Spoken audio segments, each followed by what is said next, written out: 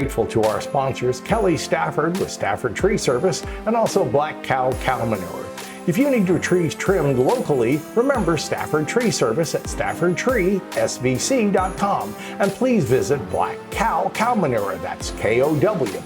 Remember, both of the contact details are in the description below.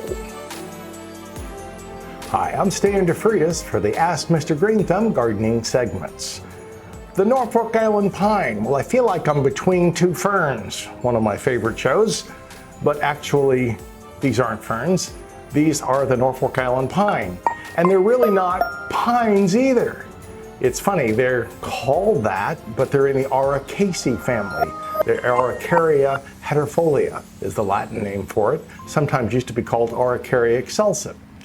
Norfolk Island Pine, we'll call it a pine. But it's not anywhere near the pines. It was growing in a tropical island. It was found by Captain James Cook in 1774, for all you history buffs, on his second voyage to that part of the world. And where was that part of the world? Well, it was near Australia and New Zealand. There's a little island called the Norfolk Island, and that's where they found these. Now, they're really tropical. If they go below freezing, they're going to get injured. Now, they'll take probably 34, 35, 36 degrees, a little bit of a freeze, and they may have just a little bit of needle injury.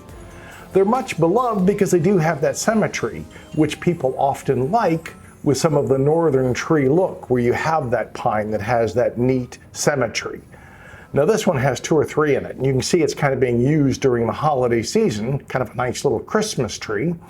But you could also have it indoors, or you can have it outside. Now, outside, they've been reported on the Norfolk Island to maybe getting as high as 200 feet. But typically here, I've seen them about 60 to 80 feet, usually their maximum height. That's still big.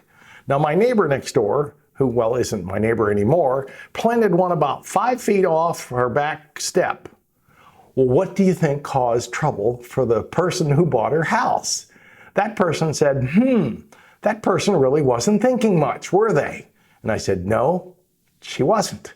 But she's a nice person anyway. We won't pick on her, other than she didn't make a good decision for the new person coming in. We still love her. But we're going to tell you that the Norfolk Island Pine needs to be, how high does it get? You know, with a live oak, it wants to be 60, 80 feet tall as well, and it wants to spread that far. This won't spread that far, but it will get tall. So don't put it 5 feet off your house. Give it a good 30 feet off your house, and then you're not going to have a problem. They usually take hurricanes and windstorms pretty good. They may drop some foliage on one side where the wind is hitting them hard, but they often pop out new growth, and they tend to bend like a lot of plants do. Some of the palms, some of them broke over with our last hurricane, but most of the Norfolk Island pines, for the most part, stayed up and healthy and straight. So if you're like James Cook in 1774 and you like the look of this, and I must add, when I was a landscape design student, I always put a Norfolk Island pine in my early drawings. I don't know why, but I thought, that was something I thought at that time was like the perfect tree for something that was nice and even in the landscape. I don't know if I'd use them as much now as I did back in my early landscape designs, but it's amazing as youngsters and as you become older, how your taste may change on what you like. I still think they're attractive. They're pretty. Just remember to give them enough room. As far as light, they probably do best in near full sunlight. They can be raised near a bright window if you're keeping it as an indoor plant. If it's an indoor plant, you're going to have to turn it from time to time so that it evenly spreads out these leaves, or needles if you will, in an even fashion. The Norfolk Island pine should probably be fertilized indoors maybe 2 or 3 times a year with a good water soluble. If it's out in your landscape, well, once it's established, it'll pretty much take care of itself. But if you want it to look its best, you might check the pH from time to time and change that if you need to. It should be about 5.5 to 6.5. I would add a good granular fertilizer from time to time, and I might add some Epsom salts. Why? That'll help in the iron uptake and keep it nice and green.